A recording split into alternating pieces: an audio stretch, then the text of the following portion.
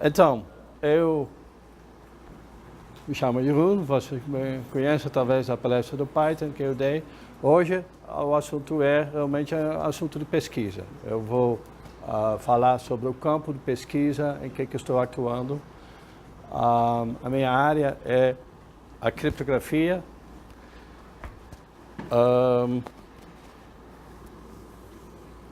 Bom, aqui tem algumas informações sobre o que eu fiz. Eu sou holandês, eu fiz mestrado em matemática em Amsterdã, depois eu fui fazendo doutorado em Montreal, Canadá. Aí me encontrei com uma brasileira e mudei para Belo Horizonte. Vocês já sabem que eu gosto de Python, vocês talvez saibam que é uma coisa doida, mas como matemático eu sempre fiquei muito interessado pelos números primos e como decidir se o número é primo, sim ou não. E existe um algoritmo que se chama o algoritmo de Miller-Rabin, que é um algoritmo que você consegue aplicar ao número muito grande de 1024 bits, aí ele vai te dizer se o número é primo ou não. Tá? É um algoritmo muito interessante e ainda, só para deixar claro, porque o que eu vou apresentar hoje é bastante teórico, mas este algoritmo, do que estou falando, o algoritmo do Miller-Rabin, cada computador tem ele embutido. Porque quando você cria certificados no navegador, você tem lá o protocolo com cadeada, você está usando criptografia. Tá? Vocês estão sabendo, né? Entra num site seguro, você usa criptografia. Para mim é muito interessante. Eu comecei a criptografia 25 anos atrás. Ainda não tinha nada dessa tecnologia, era coisa teórica. Mas a criptografia é muito presente hoje na nossa vida. Tá? Se você usa o Wi-Fi, você vai digitar senha, eu senha Wi-Fi, porque é o canal entre a estação de base e o seu dispositivo é cifrado, senão todo mundo consegue escutar. O celular, aqui, está difícil por causa do microfone, o celular, a conexão entre o seu celular e a antena é cifrada. Senão, qualquer pessoa que consegue interceptar essas ondas, ele sabe o que você está dizendo. Tá? Então, a criptografia hoje está muito presente em nossa vida. Paranoia profissional é uma atitude de pensar. As pessoas pensam, tem um carro bacana. Aí eu vou pensar, será que o freio está funcionando direito? Será que o airbag está funcionando? Não, no carro, mas quando se mexe com segurança digital, ele pensa assim. Tá? Então, uma atitude crítica que às vezes eu acabo sendo o chato, porque aí você, colega do departamento, tem uma coisa muito bacana. Aí eu falo, como que fica aqui a privacidade do usuário? Não tem, sabe? Então, nem sempre é um papel muito grato, não. Então, qual que é a ideia? Hoje eu quero só falar um pouco sobre o que é criptografia e o que são protocolos. Tá? Porque até a criptografia é uma área que é tão vasta que você tem sub-áreas deste campo. E a minha área são os protocolos, então eu quero dar um palpite o que são esses protocolos, mostrar que é bacana, dar exemplos de projetos de pesquisa, só para ter uma ideia do que estou fazendo e o que poderia ser feito para alguém que tiver interesse. Tá? Então, a gente vai falar sobre protocolos básicos e avançados. Os avançados, eu vou falar um pouquinho sobre protocolos de votação, que é uma área específica minha, e o outro projeto que é a autenticação de smartphones, que é um projeto que está em andamento.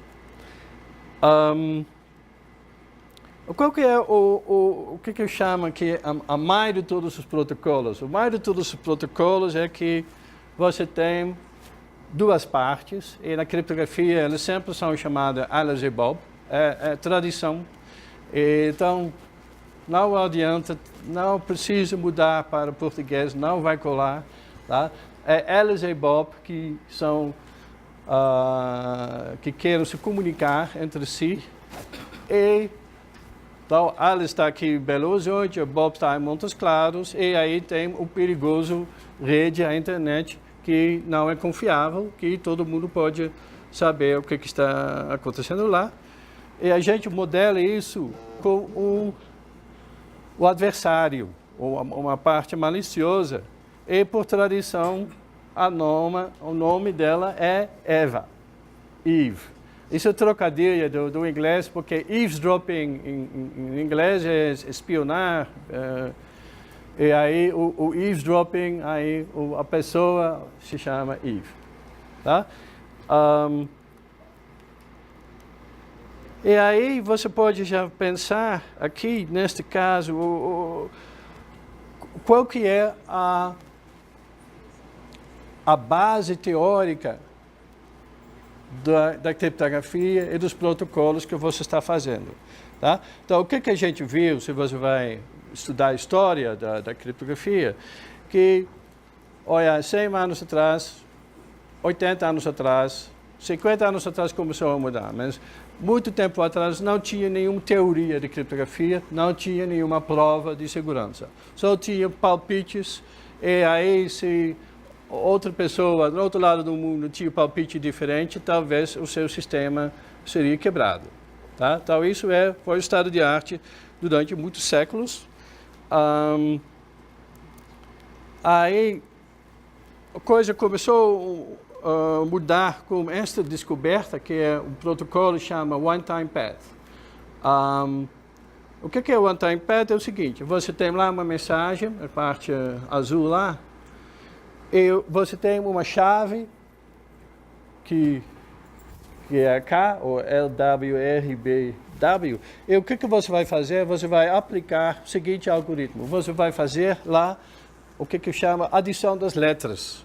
Tá? A mais B é igual a C, A mais C é igual a D. E se você está no final do alfabeto, você volta ao início. Tá? Então, essa é a adição das letras, módulo 26. Esta é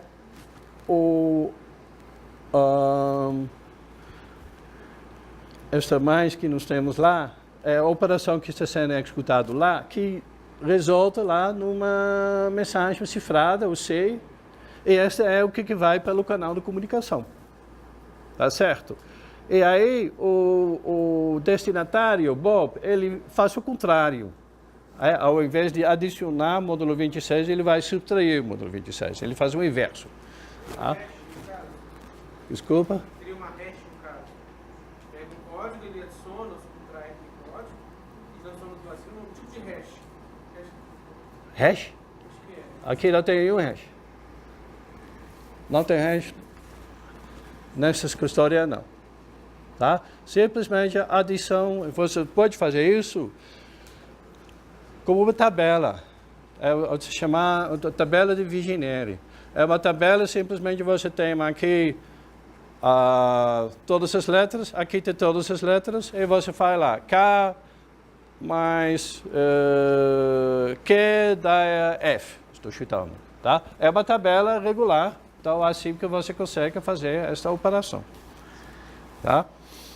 E o que é interessante deste One-Time Path é que ele tem, como está escrito lá, ele tem segurança absoluta, tá? Ele tem segurança absoluta no sentido que o adversário, Eve, que vai interceptar essa mensagem, não é capaz de deduzir qual que é o original, tá? Então, esta aqui é o mais da criptografia. É o conceito mais importante, o primeiro conceito da criptografia é o que está acontecendo aqui, tá? Aí tem um problema. Porque o problema é o seguinte, esta segurança só garantida quando a sequência aleatória da chave é infinita. Vou falar de forma diferente. Você não pode repetir a mesma chave. Então, qual que é o problema? Se você tem uma mensagem grande, o tamanho da chave também tem que ser igual, no mínimo igual. Está entendendo o que quer dizer? Tá? Então, a segurança aqui, ela é perfeita. Mas um defeito que nós temos é que o tamanho da chave tem que ser no mínimo igual ao tamanho da mensagem. Que na prática é inviável. E aí a gente vai fazer a gambiarra, vamos negociar. Mas o que eu queria falar é o seguinte, que o protocolo deste One-Time Pad foi o que tinha uma prova de segurança. Tá? Em 1948, o Claude Shannon, ele provou matematicamente que este protocolo ele tem segurança perfeita e que o adversário não consegue tirar informação da mensagem cifrada. Estou entendendo? Tá? Essa aqui é uma prova matemática. Tá? Isso não depende do teu supercomputador. Mesmo com todos os supercomputadores do mundo, o adversário não consegue quebrar essa cifra. Tá? Aí, nós temos aqui outro protocolo. Aqui dei outro exemplo que, é verdade, é para trocar chaves. Aqui é Diffie-Hellman Key Exchange. O que acontece aqui é que elas e Bob, elas querem combinar uma chave em comum. Tá? Esse protocolo parece um pouco com RSA, mas ele é um pouco mais velho com RSA. E o que acontece aqui? Nós temos que A gera lá o número A aleatório, ali gera o número A aleatório, e manda G elevado a A, módulo o número primo, para Bob. Tá? Aí, o Bob, na verdade, faz a mesma coisa, mas usa um outro número aleatório. Então, o manda G elevado a A para Bob, e Bob manda G elevado a B para A. E a partir dessas informações, os dois eles conseguem calcular o valor K. Tá? O que a Liz faz? Ela pega a mensagem de Bob e usa o expoente dela para calcular a mensagem de Bob, G elevado a B, isso elevado a A, módulo o número primo. E Bob ele faz o contrário, ele também pega a mensagem recebida da A, usa o aleatório dele e calcula chave K. E aí, matematicamente, o K que Alice calcula e o K que Bob calcula é idêntico. E ainda, a gente consegue provar que o adversário que consegue interceptar, copiar as mensagens, ele não é capaz de calcular K. Mas pensa bem o que está falando. Ele não é capaz de dizer em termos computacionais. Se o adversário, neste contexto, se ele teria o supercomputador, ele estaria sim capaz de calcular as chaves que A e Bob têm. Está entendendo a diferença? O protocolo anterior, a segurança era absoluta. Aqui, a segurança é baseada em hipóteses computacionais. A gente está supondo que, olha, o número primo tem que ser desse tamanho, aí a gente tem certeza que o potencial adversário, ele precisaria 30 anos para descobrir a chave. Tá? É outro jogo, outro jogado. Então, é um aspecto muito importante de segurança de criptografia. Temos segurança absoluta e temos segurança computacional. Então, por isso eu falei aqui, nós temos aqui segurança com base na teoria de complexidade, tá? Em que a segurança do sistema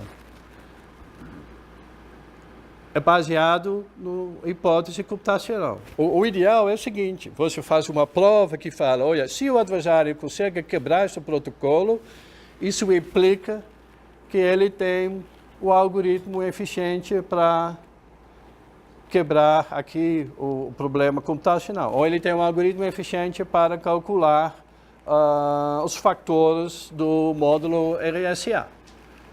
A gente sabe que essa parte é difícil, então o protocolo tem que ser seguro. Tá? Então, essa aqui é a criptografia teórica, em que a gente quer chegar a provas formais de segurança do sistema. Tá? E nós temos mais um novo patamar, que foi o patamar onde que eu estudei o meu doutorado em Montreal, que é a criptografia quântica. A criptografia quântica é o seguinte, essencialmente, você usa as propriedades da física quântica para provar a segurança do seu sistema. Tá? Por exemplo, tem várias formas de fazer, mas um exemplo é o seguinte, aqui nós temos dois canais, nós temos, não sei se dá para ler, mas tem um canal quântico, em que vão fótons, e nós temos o canal clássico. Tá? E a ideia é que o canal clássico, o adversário consegue interceptar. O canal quântico, a ideia é o seguinte, se o adversário tenta interceptar lá o fóton,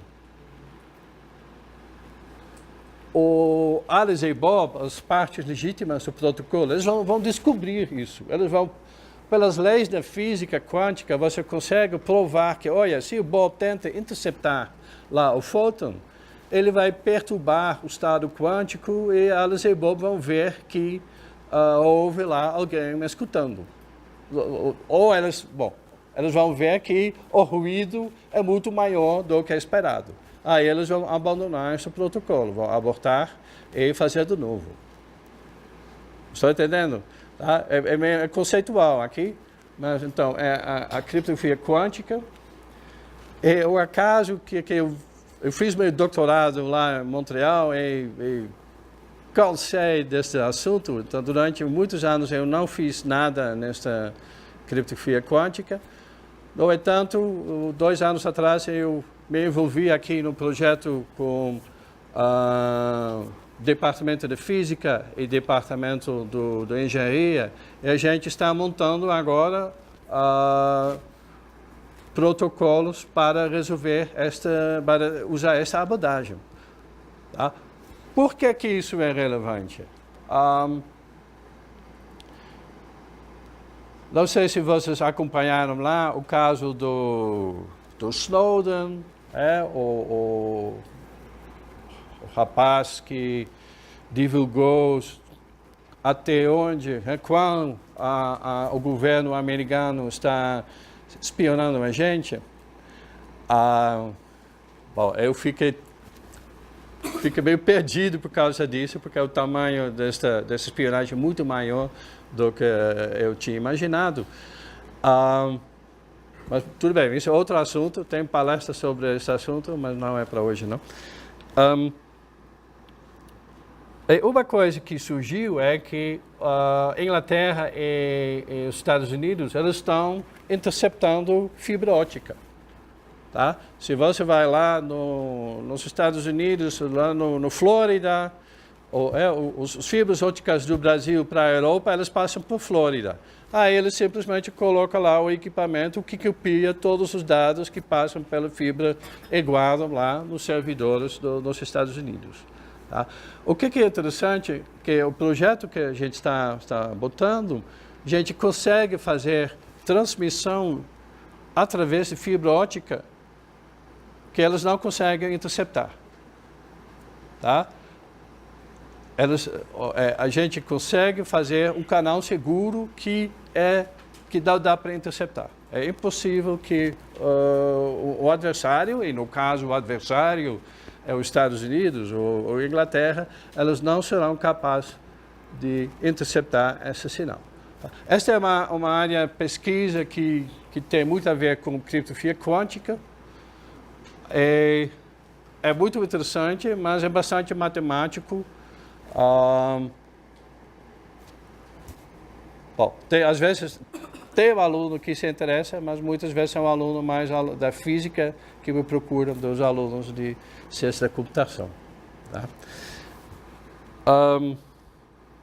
Então aqui, só explicando esta patamar, eu coloquei em 1984, porque o meu orientador Montreal, ele publicou neste ano um artigo que ficou muito famoso, em que eles explicaram o conceito de fazer a criptografia quântica.